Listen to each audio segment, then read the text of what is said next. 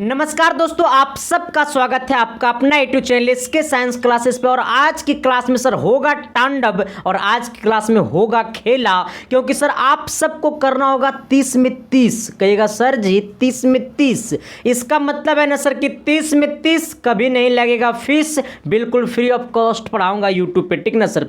देखिए सबसे पहली बात है ना सर कि आज का जो क्लास में आप सबका टेस्ट होने वाला है सर, ठीक ना। कितने बंदे लोग केमिस्ट्री का क्वेश्चन है और कितने लोग 30 में 30 ठोकता है ना सर। जो भी लोग 30 में अगर 25 ठोकेगा ना तो समझ लेना कि उसका तैयारी अभी बढ़िया हो चुका है। अगर वो थोड़ा सा प्रयास करेगा तो 30 में 30 भी वो ठोक सकता है सर, ठीक ना। तो आप सबका ये टेस्ट है सर जिसमें आपको 30 में 30 लाना होगा और मैं आपको क्वेश्चन पढ़ूंगा और फिर मैं आपको आंसर भी बताऊंगा सर, ठीक ना। आइए आपको पहला क्वेश्चन की तरफ से मैं लेकर के चलता हूं। पहला क्वेश्चन कहता है ना, आइएगा सर, 1 नंबर क्वेश्चन क्या कहता है, थोड़ी सी गौर करना। कहता है जब बर्फ पिघलती है तो अणुओं की स्थितिज ऊर्जा क्या होती है। सबसे पहले कह रहा है जब बर्फ पिघलती है तो अणुओं की स्थितिज ऊर्जा क्या होती है। आप परिवर्तित रहती है, घटती है, बढ़ती है, इनमें से कोई नहीं। अब आप सब कमेंट करो सर इसका आंसर क्या होगा। अच्छा, जब बर्फ क्या होती है, पिघलती है। थोड़ी सी गौर करना, जब बर्फ पिघलती है तो आकार क्या होगा सर, इसका घटता है। और जब आकार घटेगा तो स्थितिज ऊर्जा क्या होगा सर, ये घटती है, ठीक ना। अब यहाँ तक करेक्ट हो गया, सही ना। जब बर्फ पिघलती है तो बर्फ पहले इतना बड़ा था, वो पिघल करके इतना बड़ा हो गया तो आकार तो इसका घट गया ना। जब आकार घटा तो स्थितिज ऊर्जा भी क्या होगा, घटती है, ठीक ना। आइएगा क्वेश्चन नंबर 2 की तरफ बढ़िएगा सर। 2 नंबर क्वेश्चन कहता है ना, देखिए थोड़ी सी सर क्वेश्चन भी छटपटाने लगा, ठीक ना। क्यों क्वेश्चन छटपटा रहा है मुझे तो समझ में नहीं आ रहा है सर। और आइएगा क्वेश्चन नंबर 2 की तरफ, और ये क्वेश्चन आपका पूछा हुआ भी है। क्वेश्चन नंबर 2 कहता है निम्न में से कौन सा तत्व है। अच्छा, ये सब क्वेश्चन मैं पढ़ाऊँ, इस सब क्वेश्चन का आंसर मैं करूँ, लेकिन आपके एग्जाम 2006 में पूछा हुआ है। कहता है निम्न में कौन सा तत्व है, सिलिका या फिर कांच या फिर मैग्नीशियम या फिर इनमें से कोई नहीं। तो मैग्नीशियम हमारा क्या सर, ये तत्व है। अच्छा, मैग्नीशियम की परमाणु संख्या कितना होता है। तब मैग्नीशियम का जो परमाणु संख्या क्या है तो सर ये एटॉमिक नंबर, तो मैग्नीशियम की परमाणु संख्या 12 मैग्नीशियम होता है। अच्छा, इसका परमाणु भार क्या होगा, ये आप सबको कमेंट करना होगा। इसका परमाणु भार क्या होगा ये आप सबको कमेंट करना होगा सर, ठीक ना। तो तत्व कौन सा है, मैग्नीशियम, जिसका परमाणु संख्या 12 होता है, तो इसका परमाणु भार क्या होगा, कमेंट करिए। चलिए आइएगा सर क्वेश्चन नंबर 3 की तरफ हम लोग बढ़ते हैं। 3 नंबर क्वेश्चन कहता है ना, क्या कहता है निम्न में कौन सा युग्म यौगिकों को प्रदर्शित करता है। निम्न में से कौन सा युग्म यौगिकों को प्रदर्शित करता है। 2008 का क्वेश्चन है सर, ठीक ना। अब थोड़ी सी यहाँ पर गौर करना। कहता है ना कौन सा युग्म यौगिकों को प्रदर्शित करता है, तो पानी एवं साबुन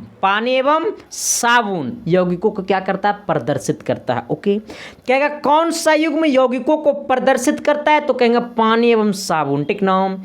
अरे जब जब तुझको देखूं तो अरे दिल घबराता है। 4 नंबर कहता है प्रेशर कुकर में खाना जल्दी पक जाता है, क्योंकि प्रेशर कुकर में खाना जल्दी पक जाता है क्योंकि जल्दी कमेंट करो। हाँ, जल का क्वथनांक बढ़ जाता है जिसके कारण, या फिर जल का क्वथनांक कम हो जाता है जिसके कारण, या फिर दाब स्थिर रहता है जिसके कारण, या कोई पदार्थ बाहर नहीं निकल पाता है जिसके कारण। तो इसका राइट आंसर क्या होगा सर, आप इस सबका राइट आंसर कमेंट करना होगा। तो प्रेशर कुकर में खाना जल्दी पक जाता है क्योंकि क्वथनांक बढ़ जाता है। क्वथनांक क्या होता है सर, ये बढ़ जाता है, ठीक ना। तो जल का क्वथनांक बढ़ जाता है जिसके कारण प्रेशर कुकर में खाना जल्दी पक जाता है, ठीक ना। और ऑप्शन नंबर क्या होगा हमारा, ए होगा। आइएगा क्वेश्चन नंबर 5 की तरफ हम लोग बढ़ते हैं सर। 5 नंबर क्वेश्चन कहता है ना, क्या कहता है व्युत्क्रम अनुपात के नियम का प्रतिपादन किया था किसने।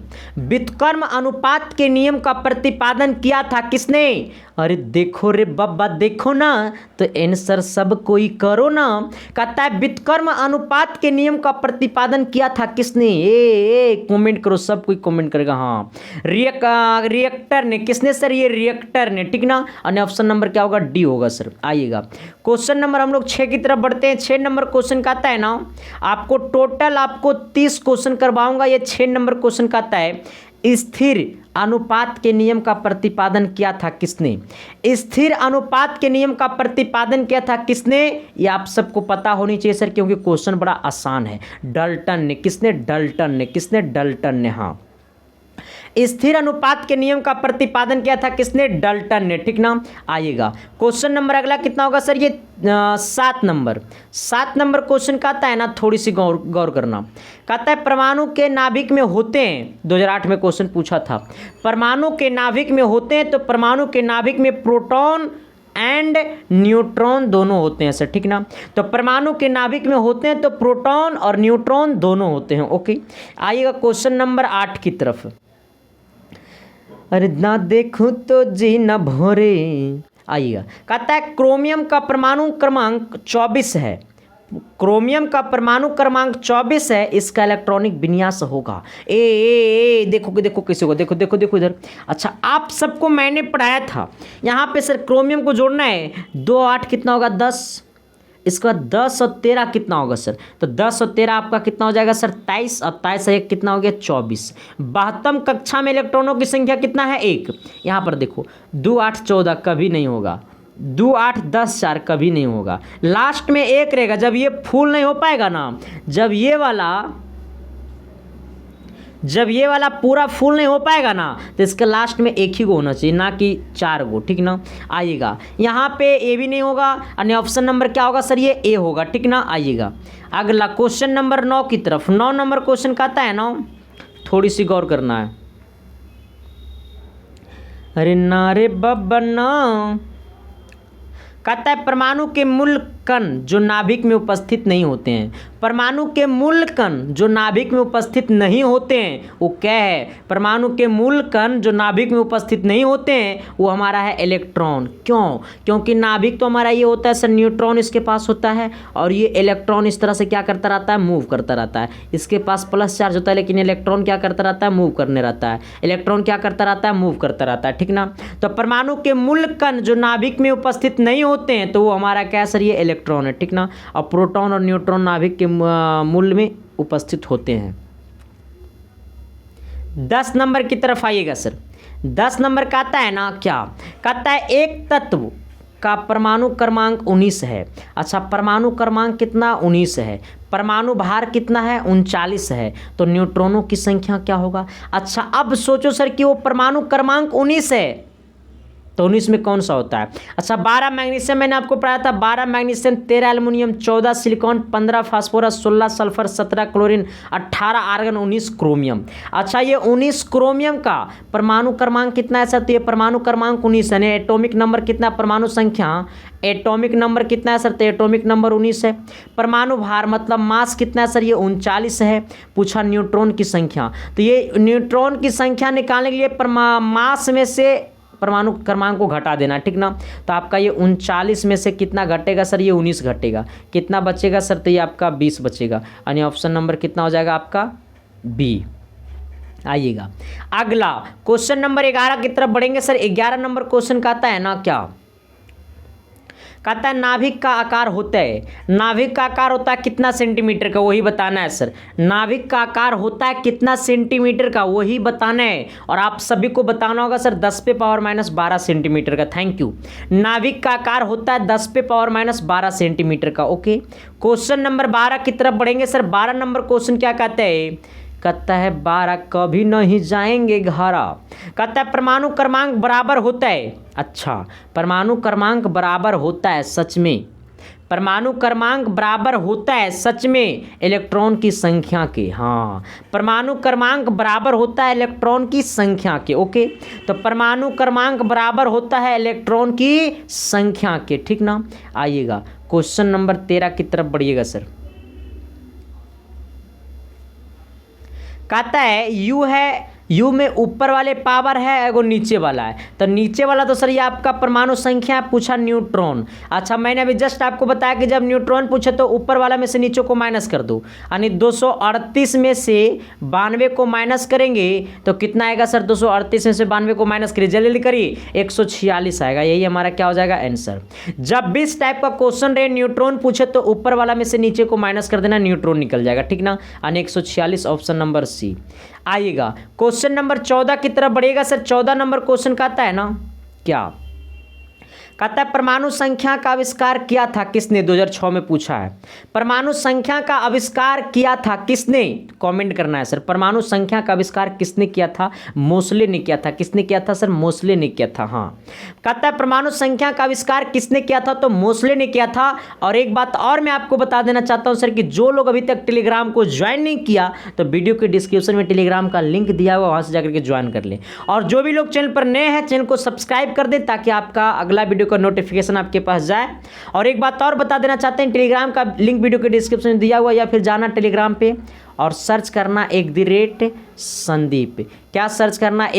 @संदीप 7295। मेरा आईडी खुल जाएगा, यहाँ पर ज्वाइन कर लेना। और इसका जो मैं पढ़ा रहा हूँ ना, वो सारा PDF मैं इस पर भेज दिया हूँ सर, ठीक ना। तो इसलिए जाकर के टेलीग्राम को ज्वाइन कर लो सर। आइएगा 15 नंबर क्वेश्चन क्या कहता है, थोड़ी सी गौर करना है। कहता है CO2 अणु में कुल इलेक्ट्रॉनों की संख्या कितना है? अच्छा, CO2 में पूछा है ना। अरे किस में पूछा है रे बब्बा? CO2 में पूछा है। अच्छा, C कहे तो कार्बन, कार्बन का कितना होता है? 6। पूछा इलेक्ट्रॉनों की संख्या, तो इलेक्ट्रॉनों की संख्या परमाणु संख्या के बराबर होता है। तो अच्छा, आप देखो परमाणु क्रमांक के बराबर होता है, तो C हो गया 6। यहाँ पर है O2, तो ऑक्सीजन का कितना होता है? 8 होता है। 8 ऑक्सीजन, यहाँ नीचे 2 है तो 2 गुना कर देना, यानी 6 और 8 दूनी कितना हो जाएगा? 16, और 16 6 कितना हो जाएगा सर? ये आपका 22, यानी ऑप्शन नंबर कितना हो जाएगा आपका? B हो जाएगा, ठीक ना। आइएगा अगला कहता है सर कितना नंबर आपका होगा? 16 नंबर। 16 नंबर क्या कहता है? थोड़ी सी गौर करना है। कहता है किसी तत्व का परमाणु क्रमांक 17 होगा खतरा। गौर करना, गौर करना। कहता है किसी तत्व का परमाणु क्रमांक कितना है सर? ये 17। तो कहता है उसके नाभिक में प्रोटॉनों की संख्या क्या होगी? अच्छा, परमाणु क्रमांक कितना है? 17। अकारा इलेक्ट्रॉनों की संख्या क्या होगी? जैसा ही नाम लिया परमाणु क्रमांक 17, तो प्रोटॉनों की संख्या क्या होगी? तो इलेक्ट्रॉन इक्वल टू प्रोटॉन, यानी कितना हो जाएगा? 17। अगर इलेक्ट्रॉन पूछता वो भी 17 होता, प्रोटॉन पूछा वो भी 17 होगा। परमाणु क्रमांक के बराबर होता है इलेक्ट्रॉन और उसी के बराबर होता है प्रोटॉन, ठीक ना। आइएगा क्वेश्चन नंबर 17 की तरफ थोड़ी सी गौर करिएगा सर। और ये 17 नंबर क्वेश्चन हो सकता है कि आपको खतरा में डाल देगा। कहता है प्रोटॉन पर धनावेश का मान इलेक्ट्रॉन के आवेश का होता है। प्रोटॉन का धनावेश का मान इलेक्ट्रॉन के आवेश का मान का होता है क्या? देखो सर, मैंने भी जस्ट आपको पढ़ाया है कि इलेक्ट्रॉन जो होता है वो प्रोटॉन का बराबर होता है। तो अब सोचो कि जब प्रोटॉन पर है धनावेश, तो जितना प्रोटॉन पर धनावेश है उतना ही इलेक्ट्रॉन पर ऋणावेश होगा, यानी क्या होगा सर? ये समान होगा। 18 नंबर क्वेश्चन की तरफ गौर करना है। चलिए आइएगा 18 नंबर की तरफ। कहता है बाह्य कोश में अधिक से अधिक इलेक्ट्रॉन हो सकते हैं कितने? बाह्यतम कक्षा में अधिक से अधिक कितने इलेक्ट्रॉन हो सकते हैं? बाह्य कोश में अधिक से अधिक कितने इलेक्ट्रॉन हो सकते हैं? तो 8। ये फिक्स है सर, है ना। ये 8 को कोई हटा नहीं सकता है, क्योंकि जिन्होंने ये बताया वो खुद बोला कि 8 के सिवा कुछ होगा ही नहीं। तो बाह्य कक्षा में अधिक से अधिक इलेक्ट्रॉनों की संख्या कितना होगा? 8। अधिक से अधिक, 8 से ज़्यादा कभी हो ही नहीं सकता है। आइएगा क्वेश्चन नंबर 19 की तरफ गौर करिएगा रे मोहतरमा। कहता है ना 19 नंबर क्वेश्चन क्या? कहता है परमाणु भट्टी में ग्रेफाइट कार्य करता है। 2009 का क्वेश्चन है। थोड़ी सी मैं जल का सेवन करता हूँ, इसके बाद मैं आप सबका सेवन करवाऊंगा, ठीक ना। इसका कमेंट करो।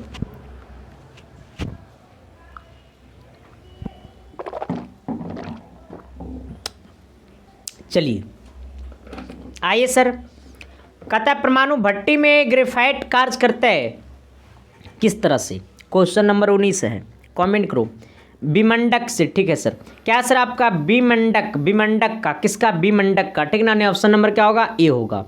आइएगा अगला कहता है 20 नंबर। कितना नंबर सर ये आपका है? ला ला ला ला ला ला ला ला।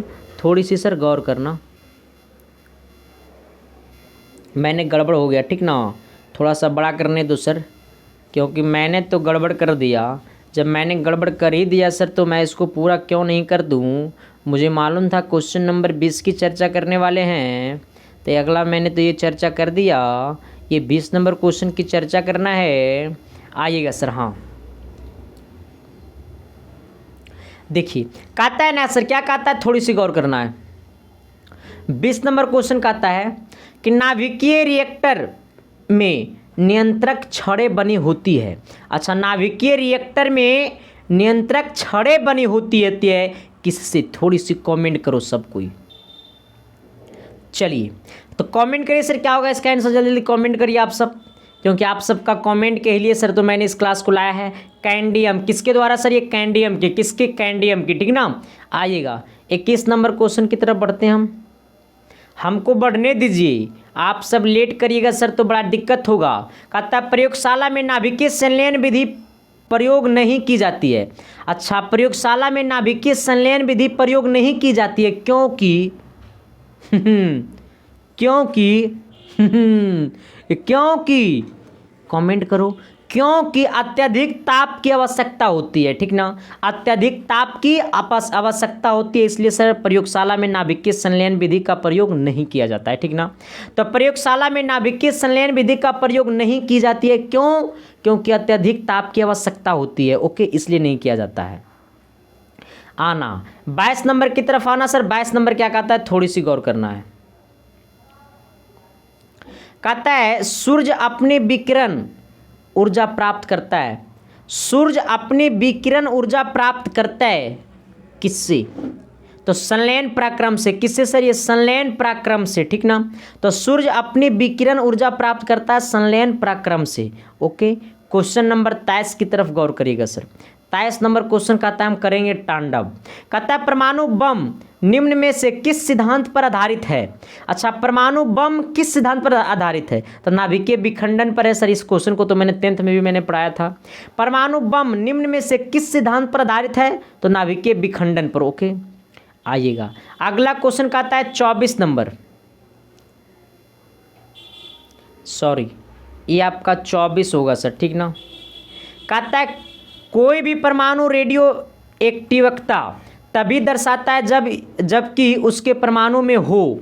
अच्छा, जब कोई भी परमाणु रेडियो एक्टिवता तभी दर्शाता है जबकि उसके परमाणु में हो क्या हो सर? तो उसके परमाणु में क्या हो? देखो कमेंट करो ना रे। अस्थायी नाभिक, थैंक यू। हाँ, कोई भी परमाणु रेडियो एक्टिवता तभी दर्शाता है जबकि उसके परमाणु में हो, तो अस्थायी नाभिक, ठीक ना। आइएगा क्वेश्चन नंबर 25 की तरफ। 25 नंबर क्वेश्चन कहता है ना कि नाभिकीय रिएक्टर कौन सा कार्य करता है? अच्छा, नाभिकीय रिएक्टर कौन सा कार्य करता है? तो नाभिकीय रिएक्टर जो होता है सर वो नियंत्रित ढंग से नाभिकीय ऊर्जा का उत्पादन करता है, ठीक ना सर। तो नाभिकीय रिएक्टर कौन सा कार्य करता है? तो नियंत्रित ढंग से नाभिकीय ऊर्जा का उत्पादन करता है, ठीक ना सर। मैंने आप सबको पहले ही बताया था सर कि आपका टेस्ट है और इसमें ज़्यादा मैं क्वेश्चन का डिस्कशन नहीं करूँगा, ये आप सबको क्वेश्चन का डिस्कशन करना होगा। ये 26 नंबर कहता है वैद्युत संयोजक बंद बना होता है।